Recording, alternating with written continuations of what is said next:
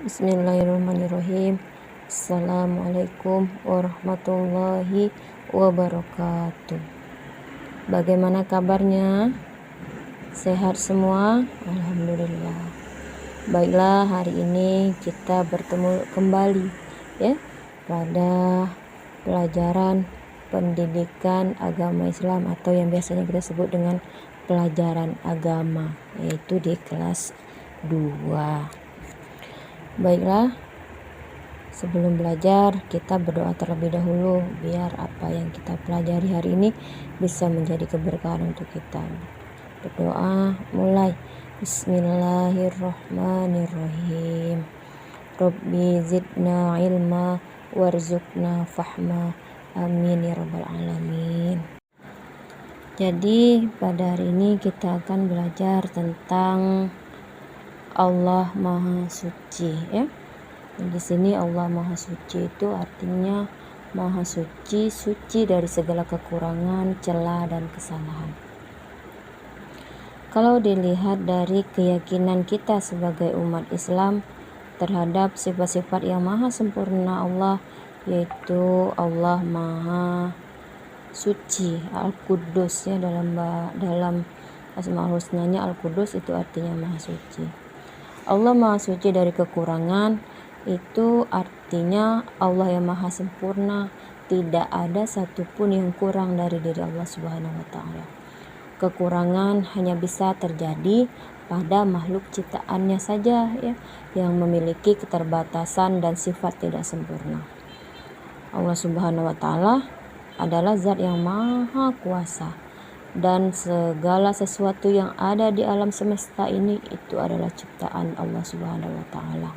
Dengan demikian, Allah tidak mungkin membutuhkan apapun dan tidak bergantung pada siapapun.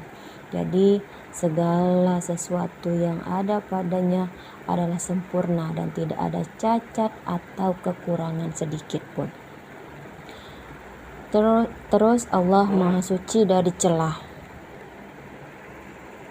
Allah Maha Suci dari celah, artinya celah di sini sesuatu yang dianggap buruk ya, atau tercela atau yang tidak layak.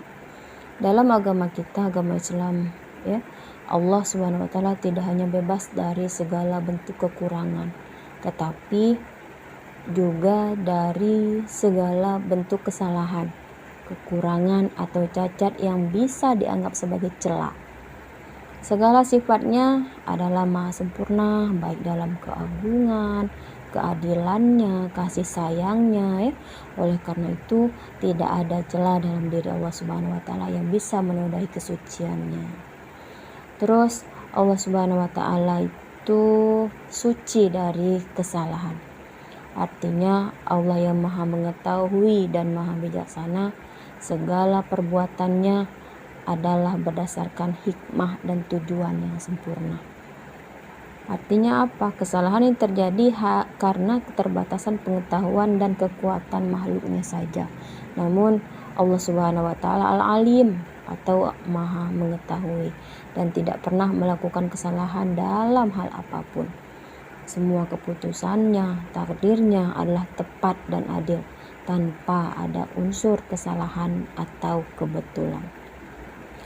Jadi secara keseluruhan pernyataan ini menggarisbawahi bahwa Allah adalah zat yang maha sempurna, tanpa cacat dan tanpa celah. Dalam Al-Quran Allah berfirman dalam beberapa ayat tentang sifatnya yang sempurna seperti dalam surah Al-Ikhlas yang menyatakan bahwa Allah Subhanahu wa taala adalah Allah yang Maha Esa, tidak ada yang setara dengannya dan bahwa tidak ada yang dapat menyamainya. Quran surah Al-Ikhlas ayat 1 sampai 4. Selanjutnya kita akan membahas tentang yakin Allah itu Maha Suci ya. Jadi kita harus punya keyakinan bahwa Allah itu Maha Suci. Allah Maha Suci artinya Allah Subhanahu wa taala suka kepada orang yang menyucikan diri. Manusia harus menyucikan dirinya.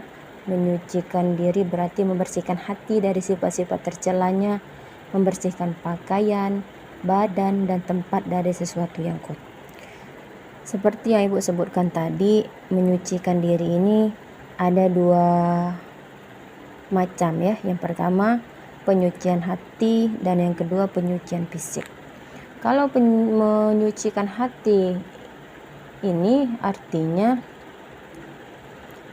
kita harus membersihkan diri dari sifat-sifat negatif atau tercela yang bisa merusak hubungan seorang dengan Allah Subhanahu wa taala ataupun hubungannya dengan sesama manusia.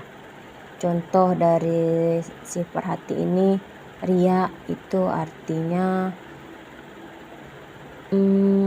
mengharap pujian dari orang lain, melakukan ibadah atau amal baik semata-mata untuk mendapatkan perhatian atau pujian dari orang lain. Itu pengertian dari riya. Kedua, penyakit hati itu ujub. Ujub itu artinya sombong terhadap amal.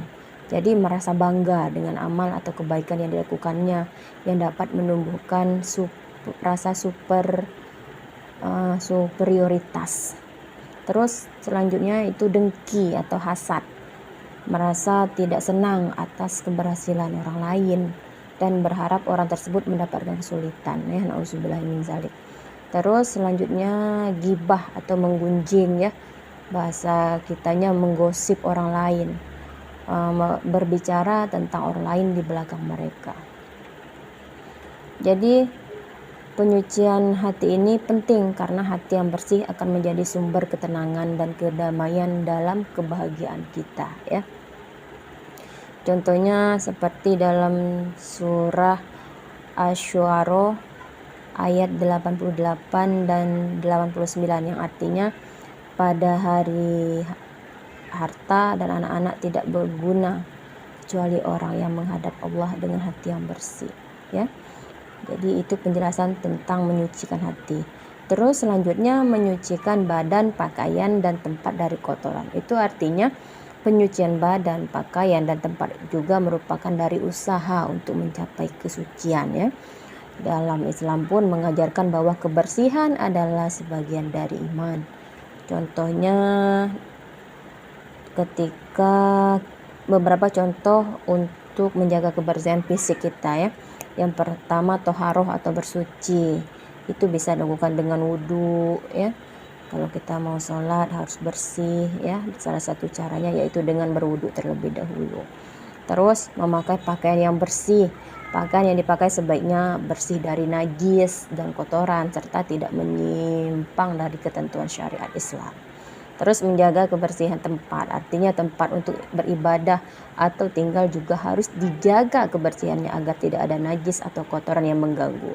Ini contohnya rumah, masjid atau tempat-tempat umum lainnya. Rasulullah SAW bersabda yang artinya kayak gini, kebersihan adalah sebagian dari iman ya. Hadis riwayat Muslim. Hal ini menunjukkan bahwa kebersihan bukan hanya penting dalam aspek fisik tetapi juga merupakan cerminan dari kualitas iman seseorang. Jadi menyucikan diri dalam Islam berarti menjaga kebersihan baik secara fisik seperti badan, pakaian dan tempat tinggal kita ya, ataupun tempat ibadah, maupun rohaninya tadi dengan menjaga hati dari sifat-sifat tercela yang Ibu sampaikan di atas tadi ya. Terus penyucian hati juga merupakan upaya untuk mendekatkan diri kepada Allah Subhanahu wa taala dengan menghindari sifat-sifat negatif ya. Sementara kebersihan fisik adalah bentuk penghormatan terhadap tubuh yang merupakan amanah dari Allah Subhanahu wa taala. Dengan menjaga keduanya berarti seseorang dapat hidup dengan lebih baik, lebih dekat dengan Allah Subhanahu wa taala dan lebih bermanfaat bagi sesama. Baiklah, perhatikan gambar-gambar berikut ya. Jadi salah satu materi kita hari ini yaitu bersuci ya, Allah Maha Suci. Itu salah satu caranya seperti yang digambar ya, ada 3 gambar. Gambar yang pertama dan kedua ini merupakan menyucikan fisik kita ya. Salah satu caranya dengan cara membersihkan lantai dari kotoran-kotoran atau pasir-pasir ya, yang dianggap itu dapat mengganggu keindahan dan kebersihan tempat tinggal kita. Terus yang kedua yaitu membuang sampah pada tempatnya. Jadi kalau punya sampah, lihat sampah, silahkan ambil dan letakkan dalam tempat sampah. Terus yang ketiga ini adalah cara menyucikan hati kita. Salah satunya menghindari dari menggunjing orang lain ya. Sekarang sudah zaman yang canggih ya. Kita dihadapkan dengan zaman yang sangat-sangat canggih, ada yang namanya handphone. Jangan sampai hanya dengan 2 jempol kita bisa menyakiti dan mengganggu kedamaian antara kita ya. Jadi tetaplah menjaga kebersihan hati dan fisik kita ya. Kedua-duanya itu sangat penting karena semua yang Allah berikan itu harus kita syukuri dan harus kita jaga. Baiklah, sekian penjelasan sedikit dari Ibu, semoga bermanfaat ya. Tetap jaga kesehatan, semoga apa yang kita pelajari hari ini bisa bermanfaat untuk kita semua ya, amin ya rabbal alamin. Billahi taufiq wal hidayah, wassalamualaikum warahmatullahi wabarakatuh.